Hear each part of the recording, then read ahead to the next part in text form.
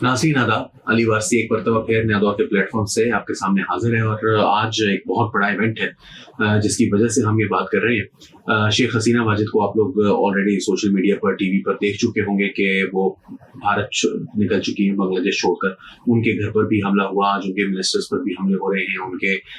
Prime minister house के ऊपर भी हमला हुआ। फिर आपने वो विजुअल्स भी देखे होंगे, कोई बकरी का बच्चा, कोई खरगोश का बच्चा कोई निकाल के लेकर आ रहा है और वहां से चीजें उठा उठा के उनके प्राइम मिनिस्टर ऑफिस से, यानी जो कुछ हमारी फैंटेसीज हैं कि हमारे भी रेवोल्यूशन आएगा, उस तरह की रेवोल्यूशन वहां पर आ गया है already. But what happened is that, इसका थोड़ा सा बैकग्राउंड मैं आपको बता दूं कि शेख हसीना वाजिद जो है वो शेख मुजीबुर रहमान की बेटी है। आप सब जानते हैं शेख मुजीबुर रहमान जो है वो बांग्लादेश के फादर ऑफ द नेशन है। 1975 में उनके खिलाफ एक कू हुआ था, जो कि एक इस्लामिस्ट थे, उन्होंने कू किया, उनको कत्ल कर दिया गया। फिर 2 महीने बाद एक और कू हुआ, फिर 2 महीने बाद एक और कू हुआ। इवेंचुअली जियाउर रहमान आ गए और जियाउर रहमान ने फिर वहां पर रूल किया कुछ अर्से, और फिर उसके बाद फिर वो कत्ल हुए 1981 में। एंड देन उनकी जगह इरशाद हुसैन आ गए और मोहम्मद हुसैन इरशाद आ गए, और फिर उन्होंने भी जो है वो तकरीबन कोई 6-7 साल रूल किया। बट जो शेख हसीना वाजिद हैं वो 1975 में, जब शेख मुजीब के तमाम बच्चों को, तमाम फैमिली को कत्ल किया जा रहा था, Sheikh Hasina Wazed was in UK at that time, and this is why she survived. Sheikh Hasina Wazed एक मार्शल लॉ के खिलाफ एक बहुत बड़ा फिगर, बांग्लादेश में ही नहीं बल्कि इंटरनेशनली भी, कि वो शेख मुजीबुर रहमान की बेटी है जिसने एक पोस्ट कॉलोनियल स्टेट के अंदर अपने राइट्स के लिए पोस्ट कॉलोनियल स्ट्रक्चर्स को तोड़कर और एक मुल्क बनाया, और मुल्क बना के उसके अंदर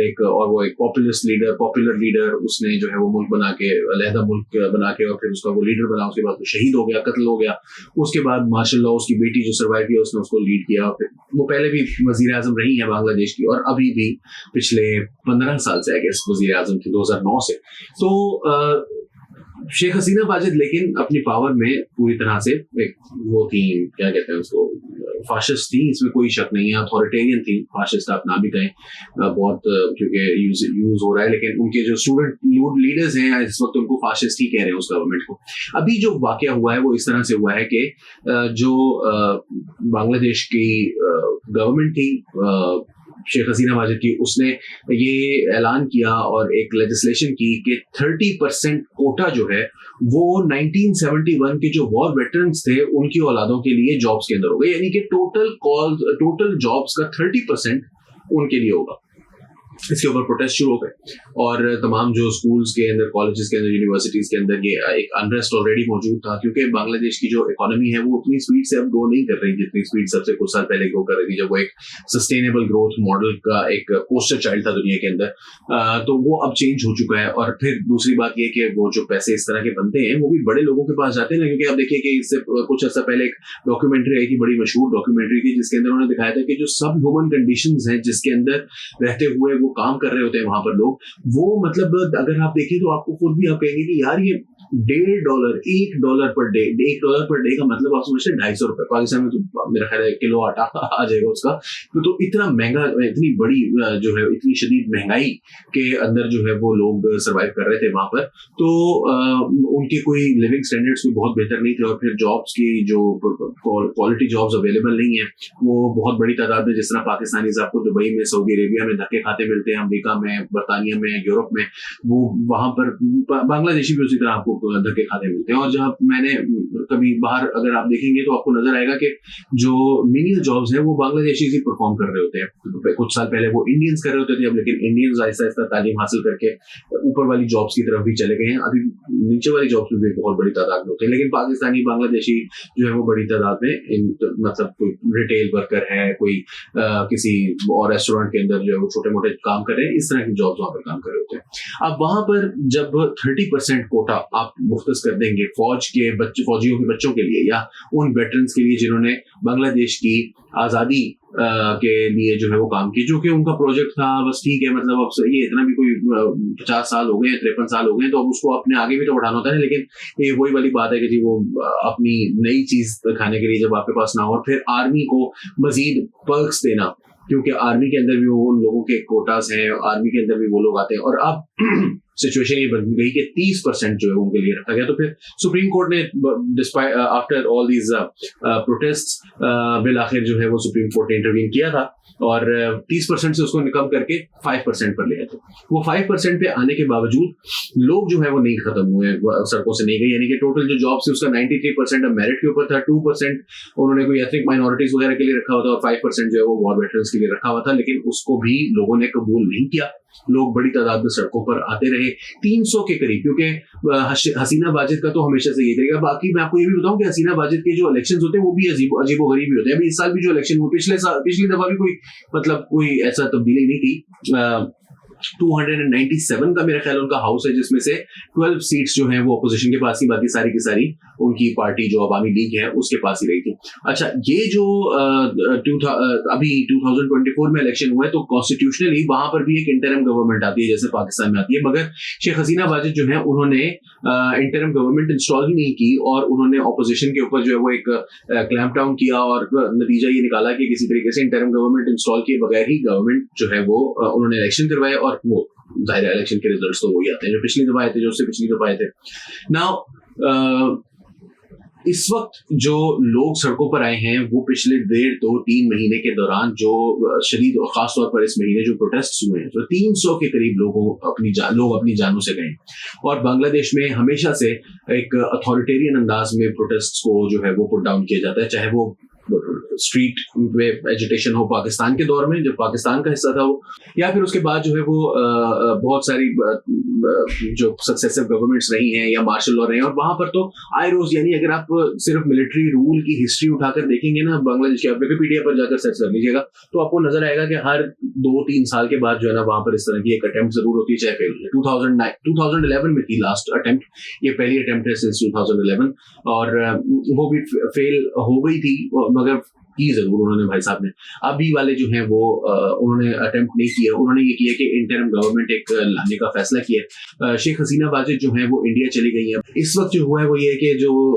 आर्मी चीफ है बांग्लादेश के, वकारुज़्ज़मा नाम उनका, वकारुज़्ज़मा, पता नहीं इस तरह करके कुछ नाम है, वकारुज़्ज़मा होगा, उसको वाकर कर दिया या मुझे नहीं पता इसका कोई और मतलब भी है। तो वो जो वकारुज़्ज़मा साहब हैं उन्होंने टेक ओवर एज सच नहीं किया, उन्होंने प्रेस कॉन्फ्रेंस की जिसके अंदर उन्होंने कहा कि एक इंटरिम गवर्नमेंट लगाई जाएगी। अब इंटरिम गवर्नमेंट को भी जो वहां के स्टूडेंट्स हैं जो कि अभी सड़कों पर हैं और इस वक्त सेलिब्रेट कर रहे हैं, लेकिन वो रेडी हैं कि अगर इस किस्म की कोई सिचुएशन डेवलप होती है मार्शल लॉ लगाया जाता है, क्योंकि वो मार्शल लॉ के खिलाफ है। वो कह रहे हैं कि military rule is not the solution at this point in time, और हमें जो है वो इंटरिम गवर्नमेंट लाके और एक इलेक्शंस की जरूरत है। इलेक्शंस के बाद जो है वो फ्री एंड फेयर इलेक्शंस होंगे उसके अंदर, और जो रेवोल्यूशनरीज हैं उनको हक है कि वो इंटरिम गवर्नमेंट बनाए, आर्मी नहीं बना सकती। Now this is a very peculiar circumstances जो कि हमारे वो आजकल सुप्रीम कोर्ट के डिसीजन आया अभी रिसेंटली, वो भी पेक्यूलियर सर्कमस्टांसेस को देखते हुए आया। तो पेक्यूलियर सर्कमस्टांसेस को देखते हुए अब क्या डिसीजन यहाँ पर लिया जाता है वो अभी तक अनक्लियर है, but army chief has spoken, he has told कि वो क्या करने जा रहे हैं। शेख हसीना वाजिद इस वक्त इंडिया के अंदर है। अब पाकिस्तान के अंदर ये भी कहा जा रहा है कि शेख हसीना वाजिद जो है वो इंडिया चली गई हैं, उतरी भी वो अगरतला में है, जहां पर ये कहा जाता है कि अगरतला साजिश केस शेख मुजीबुर रहमान का अलमशहूर, तो उसके बारे में बाद में क्लियर भी हुआ कि कहा भी गया बांग्लादेशी लीडर्स की जानिब से कि हमने तो उस वक्त अगरतला साजिश थी वो बिल्कुल थी और हमने उसी वक्त फैसला कर लिया था कि हमने पाकिस्तान को तोड़ना है और हमने अलग से मुल्क बनाना है। शेख हसीना वाजिद बहरहाल अगरतला गई हैं, इंडिया से उन्होंने सिर्फ पैसेज दिल्ली में उनको डिसाइड किया देने का, और वहां से वो जाएंगी मोस्ट लाइकली यूके, अभी कहा जो जा रहा है, क्योंकि वो यूके में ही थी उसको 1975 में, फिर रिमेंबर। अब उनकी क्या सिचुएशन है देखें, उनके रेपो तो बुरी तरह से जो रेपुटेशन है वो डैमेज हुई है, उनका वापसी फिलहाल तो जो है वो बहुत मुश्किल नजर आती है। जो रेवोल्यूशनरीज हैं, जो मतलब सो कॉल्ड रेवोल्यूशनरीज, जो स्टूडेंट लीडर्स हैं, वो ये समझते हैं कि शेख हसीना वाजिद जो है वो नो उसको नहीं लेकर आ सकते वो। तो अब सिचुएशन किस तरह से डेवलप करेगी वो हम आपको बताते रहेंगे, लेकिन पाकिस्तान के अंदर जो कहा जा रहा है कि शायद इसी तरह के सर्कमस्टांसेस कुछ अरसे में डेवलप हो सकते हैं। यहाँ पर भी आर्मी इतनी पॉपुलर नहीं है, लेकिन वही बात है कि क्या हमारी कोई स्टूडेंट लीडरशिप है इन द फर्स्ट प्लेस, क्या हमारे स्टूडेंट्स इतने ऑर्गेनाइज्ड हैं इन द फर्स्ट प्लेस, क्या वो ऐसा कर सकेंगे, नंबर 1। नंबर 2, क्या पॉलिटिकल पार्टीज, क्योंकि इन जो स्टूडेंट लीडर्स हैं इनके पीछे भी कोई ना कोई पॉलिटिकल पार्टीज होंगी, जो कि अभी शायद सामने नहीं आया लेकिन आ जाएगा, क्या वो इस काबिल हैं कि वो एक कॉन्सेंट्रेटेड एफर्ट कर सकें इनके खिलाफ, एक गवर्नमेंट के खिलाफ जो करंट गवर्नमेंट है या जो करंट रूलिंग जुंटा है, जो करंट रूलिंग कोalition है, जिसमें आर्मी जो है वो मेजर प्लेयर है और उसके नीचे पॉलिटिकल प्लेयर्स हैं और उसके साथ ब्यूरोक्रेसी है और some sections of the judiciary, some sections of the अवाम, तो क्या उसके खिलाफ एक ऑर्गेनाइज्ड रेजिस्टेंस की